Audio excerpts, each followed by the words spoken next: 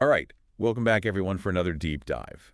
This time, we're really getting into something I think you'll find fascinating. Looking forward to it. We're diving deep into The Millionaire Next Door, a book that honestly kind of blew my mind when I first read it. Yeah, it's a classic for a reason. Totally. It challenges so many assumptions about what it actually means to be wealthy. Right, like those images we see in the media all the time, those flashy cars, mansions, all that. This book is really about a different kind of wealth. Exactly. It digs into the habits and mindsets of those everyday millionaires, those folks who've built their wealth quietly and steadily.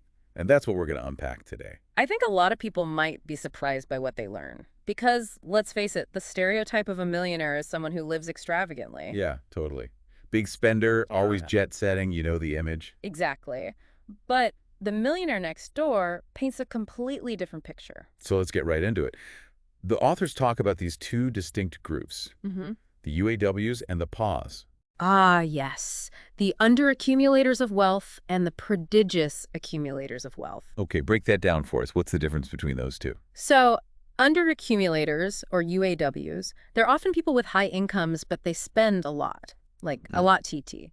They prioritize that lifestyle. Big houses, fancy cars, you name it. So they look the part, but But they might be drowning in debt.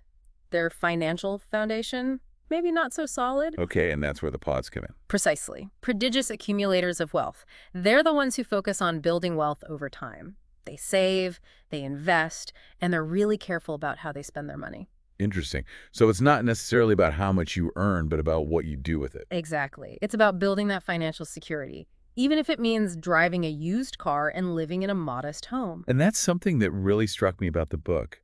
It's not about deprivation. It's about making choices. Yeah, exactly. It's about being intentional with your money. The book actually gives a lot of examples of paws who enjoy life, but they just don't feel the need to keep up with those extravagant appearances. So they're not living like monks. Not at all. It's more like they've got their priorities straight, they know what's important to them. And I think a big part of that is this idea of delayed gratification. Hmm. Maybe skip that lavish vacation today so you can retire comfortably tomorrow. Yeah, absolutely.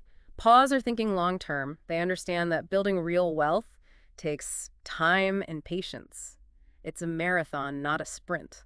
I like that analogy. So it's not about saying no to everything fun. It's about prioritizing those long-term goals. Exactly. And another important thing is this. The book shows that a lot of paws are, well, they're business owners. Oh, interesting. What's the connection there? Well, I think for a lot of paws, owning a business means having more control over their income.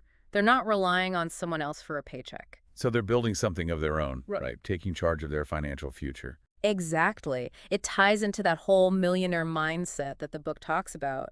Discipline, patience, long-term thinking. That's the key. And it's not just about starting any business.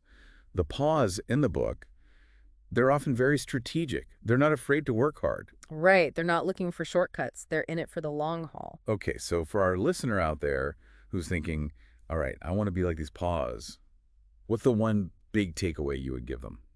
Honestly, I think the biggest challenge the book throws at us is this. Can you look at your own spending habits and find at least one area where you could cut back without actually sacrificing your happiness? That's a really good question. It's making me think about my own habits, that's for sure. Because it's not about deprivation, All right, right? It's about making choices that are aligned with what you truly value. I love that. It's all about being intentional, like we were saying before. Yeah, and The Millionaire Next Door really gives you that framework for thinking about wealth in a whole new way. It really does. It's a must-read for anyone who's serious about building lasting financial security. And, it's not about some magic formula or get-rich-quick scheme. It's about making smart choices and sticking to them over time. Consistency, that's the key. Absolutely. All right, folks, I hope this deep dive has given you a lot to think about. Remember, building wealth is a journey.